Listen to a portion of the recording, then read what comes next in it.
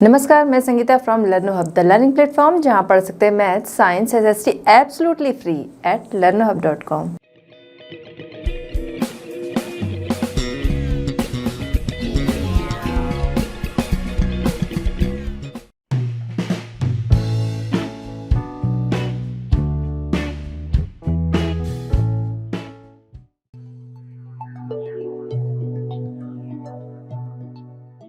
चलिए बच्चों, हमारा आज का चैप्टर स्टार्ट करते हैं। क्वेश्चन नंबर 1 हमारा, choose the right answer from the 4 alternatives given below.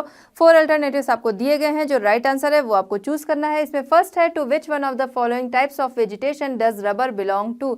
Rubber जो है वो किस टाइप के वेजिटेशन से बिलोंग करता है। आइए ऑप्शन देखते हैं। ए है tundra, B tidal, C Himalayan and D जो है वो है हमारा ट्रॉपिकल एवरग्रीन। अब आंसर जानने के पहले हम जान लेते हैं रबर जो होता है वो कहाँ पर होता है। रबर वहाँ पर होता है जहाँ पर बारिश ज़्यादा होती है। तो ऐसे वेजिटेशन में अगर हम देखें तो उसमें कौन सा आता है, उसमें आता है हमारा ट्रॉपिकल एवरग्रीन। जो राइट आंसर होगा ट्रॉपिकल एवरग्रीन, क्योंकि रबर जो है वो इसी वेजिटेशन में पाया जाता है। यहाँ पर जो बारिश होती है वो 200 सेंटीमीटर या फिर उससे ज़्यादा होती है। उसके अलावा ट्रॉपिकल एवरग्रीन की खासियत यह है कि यहाँ पर ऑटम नहीं होता है, पतझड़ यहाँ पर नहीं होता है, बारिश होती है, जिसकी वजह से तभी इसका नाम है कि ट्रॉपिकल एवरग्रीन मीन्स सदाबहार। इसी वजह से इन्हें सदाबहार वन भी कहते हैं या फिर वर्षा वाले वन कहते हैं। तो इस जगह पे रबर का जो रबर के ट्री होते हैं वहाँ पर पाए जाते हैं। और जो ट्रॉपिकल एवरग्रीन वेजिटेशन है यहाँ पर बहुत सारे ट्रेड वाले जो ट्रेड प्लांट्स होते हैं वो पाए जाते हैं। आइए देखते हैं कौन से एरिया हैं इसमें ज़्यादा बारिश वाले एरियाज, जैसे कि कोस्टल तमिलनाडु है, लक्षद्वीप है, अंडमान निकोबार है, आसाम का ऊपरी भाग है। ये वाली जो जगहें हैं ये सारी जो है ये आती हैं हमारी ट्रॉपिकल एवरग्रीन में। ये जो प्लेस है ये सारा हमारा ट्रॉपिकल एवरग्रीन में आता है, जहाँ पर बारिश जो होती है वो 200 सेंटीमीटर या फिर उससे ज़्यादा होती है। और यहीं पर रबर के जो ट्रीज़ होते हैं वो पाए जाते हैं। चलिए आइए देखते हैं नेक्स्ट हम सेकंड हमारा है, cinchona trees are found in the areas of rainfall more than, जहाँ पर रेनफॉल मोर देन ए है हमारा 100 सेंटीमीटर, बी है 50 centimetre, C 70 centimetre and D है लेस देन 50 सेंटीमीटर। तो जो सिंकोना होता है, सिंकोना ट्रीज़ जो होते हैं, सिंकोना ट्रीज़ वो कहाँ पर पाए जाते हैं, वो पाए जाते हैं 100 सेंटीमीटर से जहाँ पर ज़्यादा बारिश होती है वहाँ पर पाए जाते हैं। तो जो राइट आंसर हमारा होगा वो होगा ऑप्शन ए 100 सेंटीमीटर। ये हमारे पाए जाते हैं ट्रॉपिकल एवरग्रीन में ही। चलिए बच्चों, हम देखते हैं क्वेश्चन नंबर 1 का थर्ड क्वेश्चन हमारा, in which of the following state is the Similipal bio reserve located. Similipal bio reserve कहाँ पर, किस स्टेट में लोकेटेड है। ऑप्शन देखते हैं। ए है Punjab, B Delhi, C Orissa and D है हमारा वेस्ट बंगाल। तो जो राइट आंसर होगा वो होगा हमारा उड़ीसा। सिमलीपाल बायो रिजर्व जो है वो उड़ीसा में लोकेटेड है। यहाँ पर इस बायो रिजर्व में आपको झरने, पहाड़ियाँ, फॉरेस्ट ये सभी मिलेंगे, जहाँ पर आपको बहुत सारे एनिमल्स जो हैं वो घूमते हुए दिखेंगे। तो सिमलीपाल बायो रिजर्व जो है वो कहाँ पर लोकेटेड है, वो है उड़ीसा में। उड़ीसा के मयूरभंज इलाका, जिसे कि आपने जब कोल माइंस के बारे में पढ़ा होगा तो कोल जो है वो मयूरभंज में भी मिलता है। तो उड़ीसा में, उड़ीसा के मयूरभंज में ही आपको आपका ये सिमलीपाल बायो रिजर्व है वो वहाँ पर लोकेटेड है। नेक्स्ट हम देखते हैं फोर्थ हमारा, विच one of the following bio reserve of India is not included in the world network of bio reserve. इसमें ऑप्शन हमारा है। ए है मानस, बी है गल्फ ऑफ मन्नार, बी है नीलगिरी, सी हमारा gulf of Mannar and D हमारा है पन्ना। तो जो राइट आंसर होगा वो होगा ऑप्शन ए मानस, जो कि आसाम में लोकेटेड है। ये रहा हमारा मानस, ये है आसाम में लोकेटेड।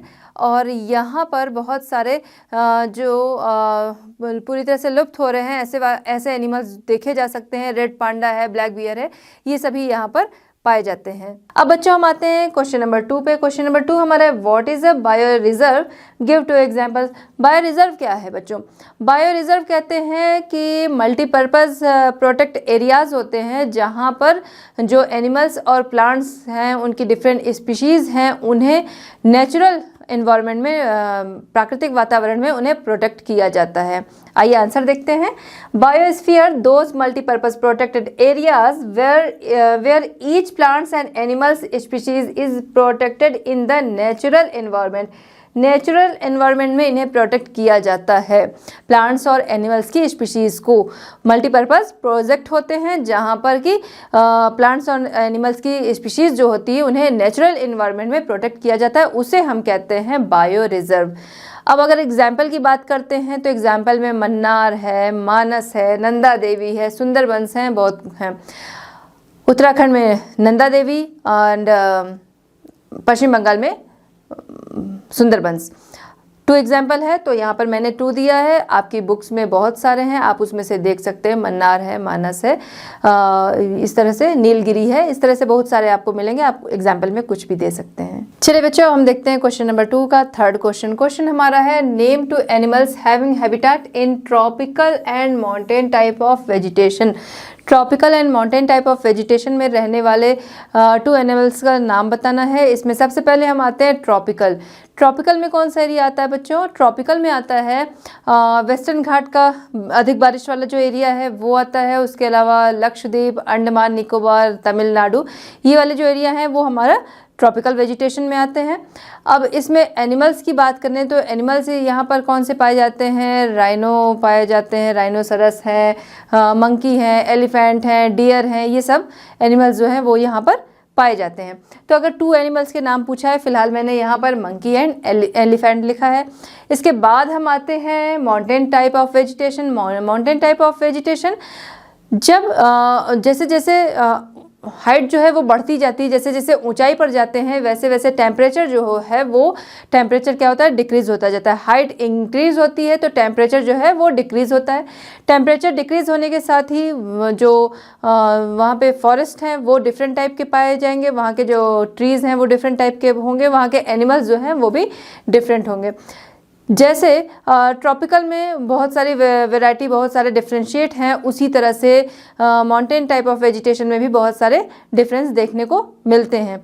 अब अगर एनिमल्स की बात करें तो एनिमल्स यहाँ पर कौन से पाए जाते हैं? लॉयन है, याक है, वाइल्ड शीप है, रैबिट है, इस तरह से कई एनिमल्स जो हैं वो यहाँ पाए जाते हैं। 2 एनिमल्स की बात है तो मैंने लॉयन एंड याक लिखा है। तो इस तरह से क्वेश्चन नंबर 2 जो है हमारा कंप्लीट होता है बच्चों। अब हम आते हैं क्वेश्चन नंबर 3। क्वेश्चन नंबर 3 हमारा है डिस्टिंग्विश बिटवीन। डिस्टिंग्विश है अंतर बताना है, किसके बीच में बताना है। फर्स्ट हमारा है flora and fauna and second हमारा है tropical evergreen and deciduous forest के बीच में हमें अंतर बताना है। सबसे पहले हम आते हैं flora and fauna. Flora and fauna में अंतर क्या है? अगर इसमें अंतर करना हो तो सबसे पहले फ्लोरा की बात हम करते हैं तो पर्टिकुलर एरिया में पाए जाने वाले जो डिफरेंट तरह की जो वनस्पतियां हैं, पेड़ पौधे हैं, उन्हें हम कहते हैं flora. Plants species that are found in particular area, जो अलग अलग तरह के जो स्पीशीज़ जो पाई जाती हैं पर्टिकुलर एरिया में, उसे हम कहते हैं फ्लोरा। ये फ्लोरा जो है अपना फूड कैसे पाते हैं? ये अपना फूड जो है फोटोसिंथेसिस प्रोसेस के द्वारा खुद ही बनाते हैं। अब इसके बाद अगर हम फौना की बात करें तो फौना क्या है? पर्टिकुलर एरिया में पाए जाने वाले एनिमल स्पीशीज़ जो हैं वो हैं फौना। और अपना फूड ये कैसे पाते हैं? अपना फूड ये वेजिटेशन से पाते हैं। आइए देखते हैं। प्लांट्स से पहले फ्लोरा में आते हैं। Plants species that are found in particular area, they cook their food under sunlight. ये अपना फूड जो है वो खुद ही बनाते हैं अंडर सनलाइट। इसके बाद फौना में आते हैं। The species of animals that are found in particular area that get their food from vegetation. Vegetation से इनका फूड जो है वो मिलता है। अब अगर डेवलपमेंट की बात करें कि इनके विकास की बात करें तो जो फौना होते हैं तो फौना का जो डेवलपमेंट होता है मतलब उनका बॉडी डेवलपमेंट एक तरह से कह लीजिए, वो जो होता है वो एक फिक्स होता है। एक टाइम तक इनका डेवलपमेंट होता है बॉडी का, उसके बाद नहीं होता है। फौना का अगर हम देखें तो ये क्या है?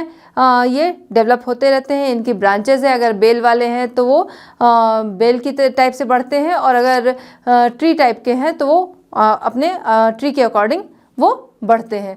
तो अगर हम स्टेबिलिटी की बात करें तो यही बॉडी डेवलपमेंट है।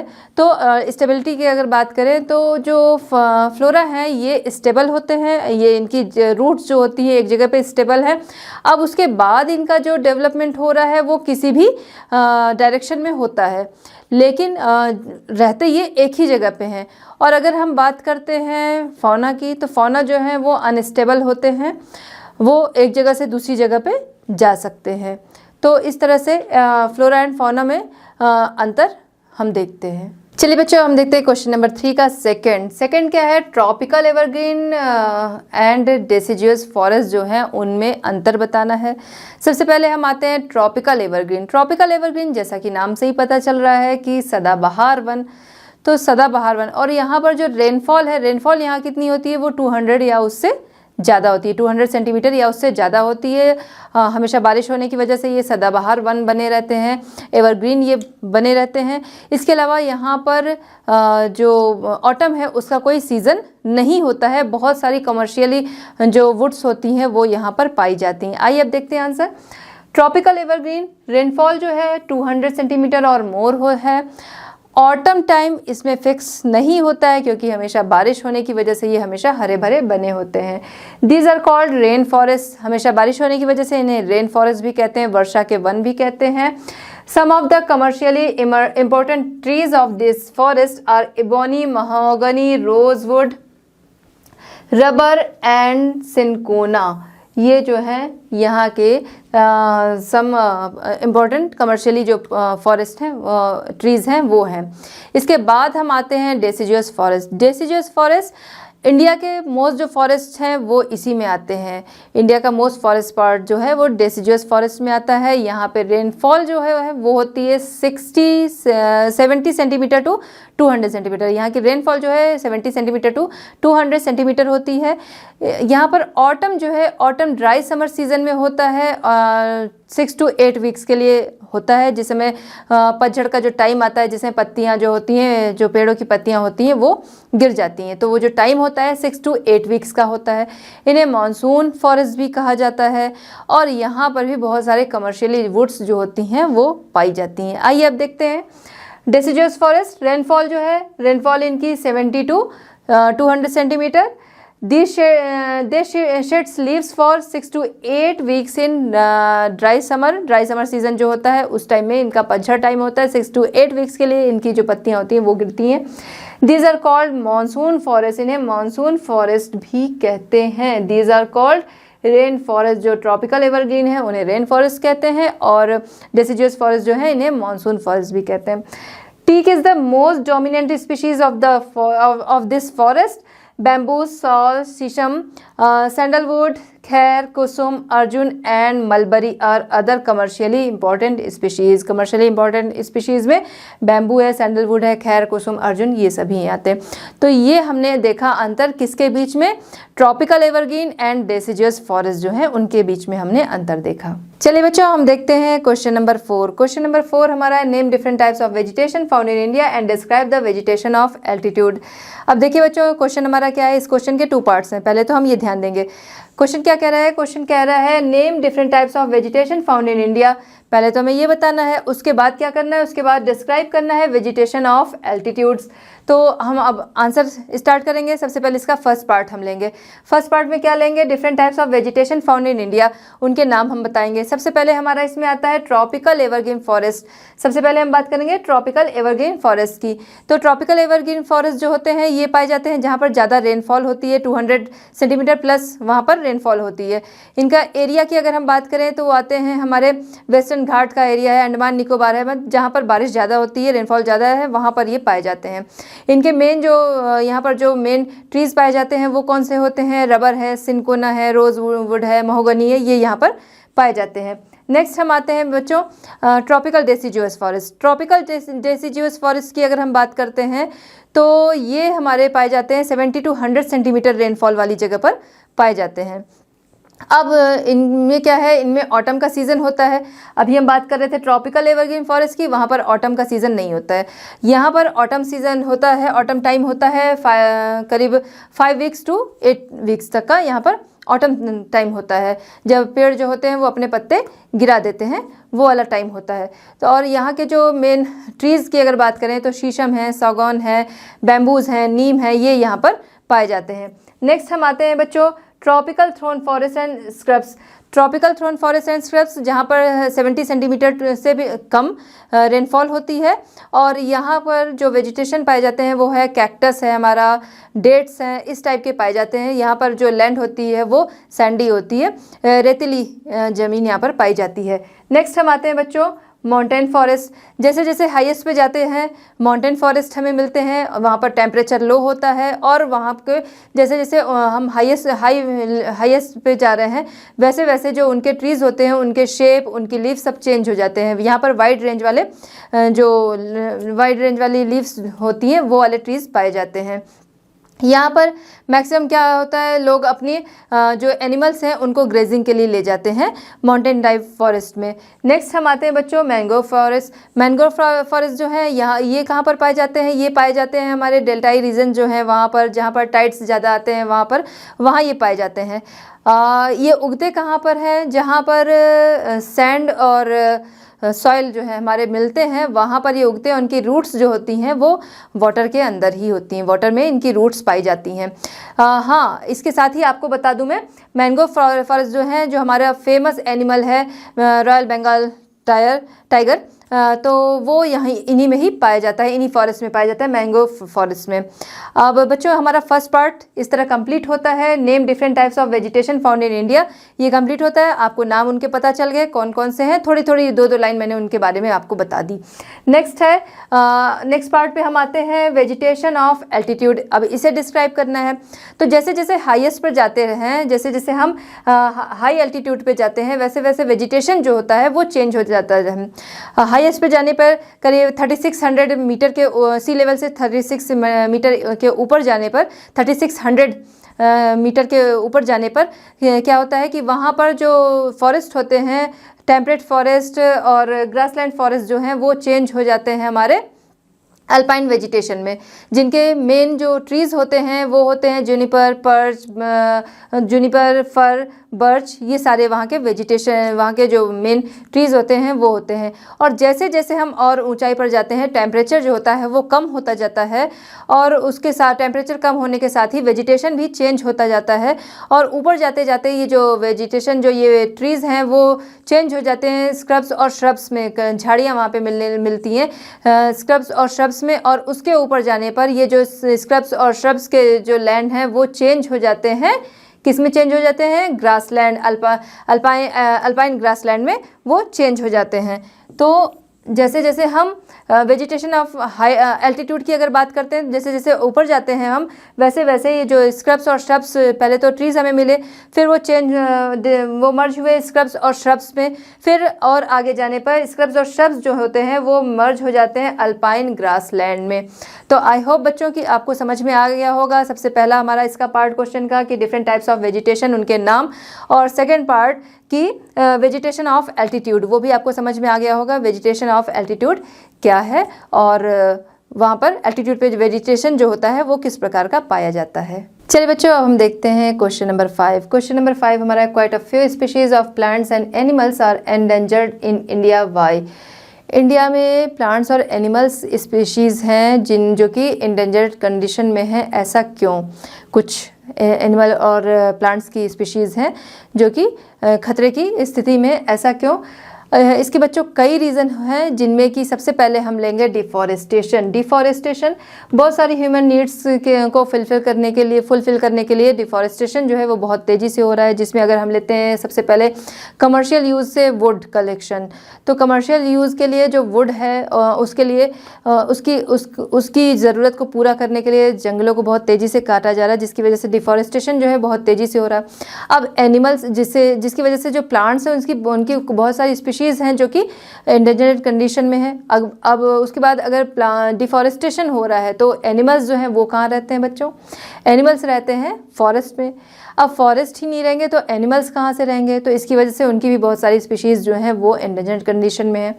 अब इसके बाद हम अगर लेते हैं एग्रीकल्चर, एग्रीकल्चर के लिए बहुत सारी लैंड्स चाहिए होती है, जिसकी वजह से भी डिफॉरेस्टेशन हो रहा है, जंगलों को साफ़ किया जा रहा है और वहाँ पर एग्रीकल्चर किया जा रहा है। बहुत सारे, अब आज के टाइम में बहुत सारी तरह की एग्रीकल्चर जो है वो बहुत तरीके के होने लगे, जिनके लिए लैंड्स चाहिए और उसके लिए डिफॉरेस्टेशन जो है वो हो रहा है। उसकी वजह से बहुत सारे प्लांट्स हैं और एनिमल्स हैं वो खतरे की स्थिति में है। नेक्स्ट हम आते हैं अर्बनाइजेशन। अर्बनाइजेशन अगर देखते हैं तो पहले लोग शहरों में, अर्बन एरियाज़ में पहले लोग कम रहते थे, अब वहाँ पे बहुत तेज़ी से लोग रहना शुरू कर दिए हैं। बहुत तेज़ी से बहुत ज़्यादा लोग अब वहाँ पर रहने लगे हैं। गाँवों से लोग शहरों की तरफ आ रहे हैं। एक तो पॉपुलेशन की वजह से बहुत तेज़ी से बढ़ी, उसकी वजह से, उसके अलावा लोग शहरों की ओर वैसे भी बहुत ज़्यादा अट्रैक्ट हो रहे हैं, चाहे रोज़गार के लिए आ रहे हैं या फिर किसी भी वजह से आ रहे हैं, बट वहाँ पर अर्बनाइजेशन जो है वो बहुत तेज़ी से हो रहा है, तो ये भी इसका एक रीज़न है। नेक्स्ट है पॉपुलेशन। पॉपुलेशन बहुत तेज़ी से बढ़ रही है, जिसके रहने के लिए चीज़ें चाहिए, खाने के लिए चाहिए, पहनने के लिए चाहिए, तो ये सारी ज़रूरतें जो हैं वो पूरी होती हैं। कहाँ से होती हैं? वो इसी तरह फॉरेस्ट हैं, एग्रीकल्चर, जिसकी वजह से एग्रीकल्चर जो है, पॉपुलेशन बढ़ने की वजह से एग्रीकल्चर भी बढ़ रहा है, इंडस्ट्रीज़ बढ़ रही हैं, तो ये सारे रीज़न हैं। अब हम देखते हैं पॉल्यूशन जो है, जो पॉपुलेशन है बहुत तेज़ी से बढ़ रही है, जिसकी वजह से पोल्यूशन जो है वो बहुत तेज़ी से बढ़ रहा है। उसके अलावा बहुत सारी इंडस्ट्रीज़ हैं, इंडस्ट्रीज़ लग रही हैं, उनका बहुत सारा वेस्टेज होता है जो जाके अल्लाह के लैंड्स में ही डाल दिया जाता है, जिसकी वजह से बहुत सारे जो प्लांट्स हैं वो पनप नहीं पाती, वहाँ की लैंड जो है वो ख़राब हो जाती है केमिकल्स वगैरह की वजह से, जिसकी वजह से प्लांट्स जो हैं वो पनप नहीं पाते। तो बहुत सारे प्लांट्स हैं वो इंडेंजर्ड कंडीशन में है इनकी वजह से। नेक्स्ट हम देखते हैं हंटिंग फॉर बिजनेस पर्पज से हंटिंग वो भी बहुत तेज़ी से हो रही है, जिसकी वजह से बहुत सारे एनिमल्स हैं जो कि जिन्हें कि बहुत ज़्यादा संख्या में मारा जाता है, बहुत ज़्यादा नंबर्स में हंटिंग जो है वो की जाती है। मीन्स उनसे एनिमल्स हैं, उनकी स्किन से बहुत सारी चीज़ें बनती हैं, तो इसकी वजह से लेदर हमारा है वो फॉर बिजनेस, जैसा कि यहाँ पे हंटिंग फॉर बिजनेस के लिए हंटिंग की जाती है, लेदर है वो। उसके अलावा बहुत सारे एनिमल्स हैं जिन्हें फूड के रूप में लोग यूज़ करते हैं, उसकी वजह से भी हंटिंग होती है। तो बहुत सारे रीजंस हैं जिसकी वजह से कुछ जो एनिमल्स हैं और प्लांट्स हैं उनकी स्पीशीज़ जो हैं वो एंडेंजर्ड कंडीशन में है। अब उसके बाद हम आते हैं बच्चों फिफ्थ आंसर जो है वो हमारा कंप्लीट होता है। अब हम आते हैं 6 पे। 6 हमारा क्या है? Why has India a rich heritage of flora and fauna. India heritage जो है फ्लोरा एंड फौना के मामले में वो रिच है। क्योंकि इसमें हम देखते हैं, पहले 2 पॉइंट्स हम इसमें लेते हैं। सबसे पहले है रिलीफ, फर्स्ट है, एंड सेकंड है क्लाइमेट। रिलीफ में बच्चों आएगा क्या? लैंड एंड सॉइल आएगा। लैंड्स, इंडिया में बहुत तरह की लैंड्स पाई जाती है, जैसे कि माउंटेन है, प्लेट्यू है, प्लेन्स हैं, तो ये सभी पाए जाते हैं इंडिया में। तो उसी के अकॉर्डिंग हम देखते हैं। सबसे पहले अगर हम लैंड की बात करें, लैंड्स हैं। अगर माउंटेन्स की बात करते हैं हम, तो माउंटेन्स में ज़्यादातर फॉरेस्ट मिलते हैं या फिर घास के मैदान मिलते हैं, जहाँ पर बहुत सारे एनिमल्स जो हैं उन्हें रहने के लिए जगह मिलती है। तो इसकी वजह से इंडिया में फ्लोरा एंड फौना के आपको वैरायटी मिल जाती है। इसके बाद हम रिलीफ में ही नेक्स्ट पॉइंट हम देखते हैं सॉइल है। कहीं पे फर्टाइल सॉइल है, कहीं पे सैंडी सॉइल है। जैसे सैंडी सॉइल जहाँ पर है वहाँ पर बुशेस जो हैं उस तरह के प्लांट्स होते हैं, कटीली झाड़ियाँ जो होती हैं वो सभी होते हैं। प्लेन्स हैं, वहाँ पर बहुत सारे ट्रीज़ हैं, प्लांट्स हैं, एग्रीकल्चर है, वो सब वहाँ पर होता है। तो ये नेक्स्ट हम आते हैं, अगर क्लाइमेट की बात करें तो क्लाइमेट में सबसे पहले हम आएंगे टेम्परेचर जो है वो उसे बहुत सारी चीज़ें अफेक्ट करती हैं, जैसे लॉन्गिट्यूड है, लैटिट्यूड है, सी लेवल से जो हाइट है, वो सारी चीज़ें उसको अफेक्ट करती हैं, जिसकी वजह से अलग अलग तरह की अलग अलग प्लेस पे अलग अलग तरह के फ्लोरा एंड फौना जो हैं वो मिलते हैं।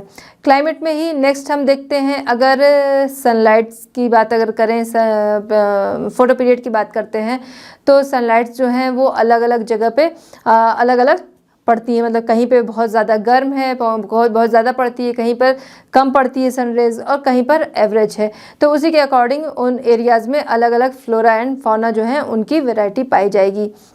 नेक्स्ट अगर हम देखते हैं प्रेसिपिटेशन, तो बारिश इसमें बहुत ज़्यादा मायने रखते हैं। क्यों? क्योंकि बारिश की वजह से जो फॉरेस्ट हैं वो पनपते हैं। जहाँ ज़्यादा बारिश है वहाँ पर ज़्यादा फॉरेस्ट होते हैं। जैसा कि हमने अभी पहले पढ़ा था ट्रॉपिकल एवरग्रीन, वहाँ पर 200 या उससे ज़्यादा जहाँ पर बारिश होती है, और उसकी वजह से वहाँ पर जो प्लांट्स हैं, ट्रीज़ हैं, वो हमेशा ही हरे भरे रहते हैं। तो प्रेसिपिटेशन जो है वो इसका एक मुख्य कारण है। हमारे यहाँ जो मैक्सिमम बारिश होती है वो कब होती है? वो जून से सितंबर, जो मानसून टाइम जो हमारा होता है वो जून से सितंबर होता है। जो जून से सितंबर वाला जो टाइम है वो हमारा मानसून टाइम है। तो उसके अकॉर्डिंग जो वनस्पतियाँ हैं वो पनपती हैं, जंगल हैं वो पनपते हैं, और उन्हीं जगहों पे एनिमल्स जो हैं वो उसी के अकॉर्डिंग रहते हैं। तो ये वो कंडीशंस हैं जो कि फ्लोरा एंड फौना जो इंडिया में है बहुत तरह के पाए जाते हैं। तो बच्चों ये चैप्टर होता है कंप्लीट। आई होप कि आपको ये समझ में आया होगा। मिलते हैं next chapter and next solutions के साथ at Learno Hub. Learno Hub free है पर बेस्ट है।